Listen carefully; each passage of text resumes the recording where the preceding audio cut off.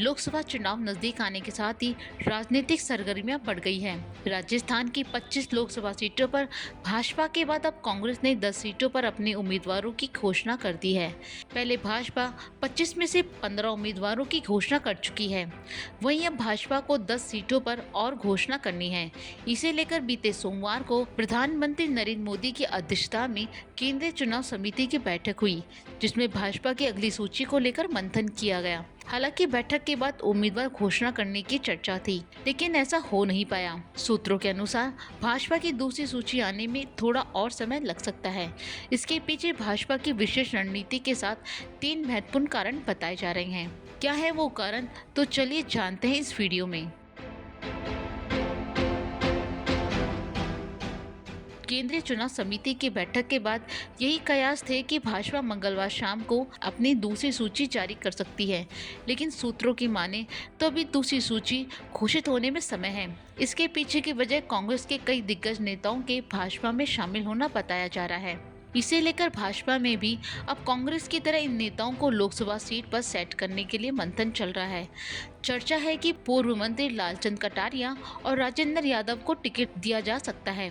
इसे लेकर पार्टी यह तय करने का प्रयास कर रही है कि दोनों ही नेताओं को कहां से टिकट दिया जाए।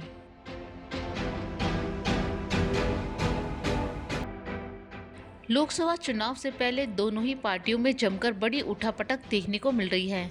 हाल ही में कांग्रेस के 25 नेता भाजपा में शामिल हुए हैं, तो वहीं भाजपा के सांसद राहुल कसवा कांग्रेस में शामिल हुए हैं। इस बीच कांग्रेस के पूर्व सांसद मानवेंद्र सिंह को लेकर बड़े कयास लगाए जा रहे हैं। कहा जा रहा है कि मानवेंद्र सिंह भाजपा के बड़े नेताओं के संपर्क में हैं। ऐसे में उनके भाजपा में शामिल होने की संभावना से इनकार नहीं किया जा सकता।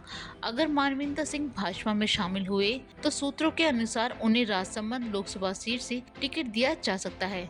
हालांकि ये कयास है, अब देखना होगा कि आगामी दिनों में 10 लोकसभा सीटों के लिए भाजपा की क्या रणनीति रहने वाली है। राजस्थान में सियासी उठापटक के बीच लगातार राजनीतिक टेम्परेचर चढ़ता उतरता हुआ दिखाई दे रहा है। सियासी गलियारों में चर्चा है कि कांग्रेस के 1 दर्जन और नेता भाजपा में शामिल होने की तैयारी में हैं।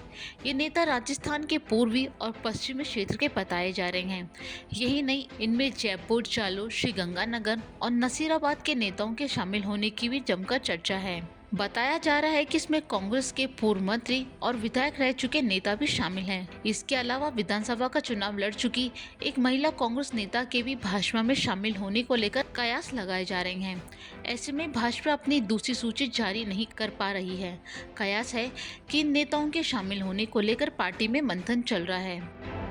लोकसभा चुनावों को लेकर कांग्रेस और भाजपा दोनों ही पार्टियों ने तैयारियां तेज कर दी है।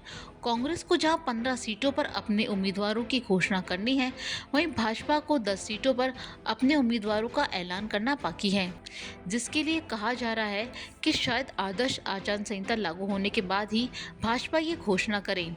अब यहाँ देखने वाली बात होगी कि भाजपा इन 10 उम्मीदवारों को कब मैदान में उतारती है, और सबसे बड़ा सवाल ये है कि किसे मैदान में उतारती है।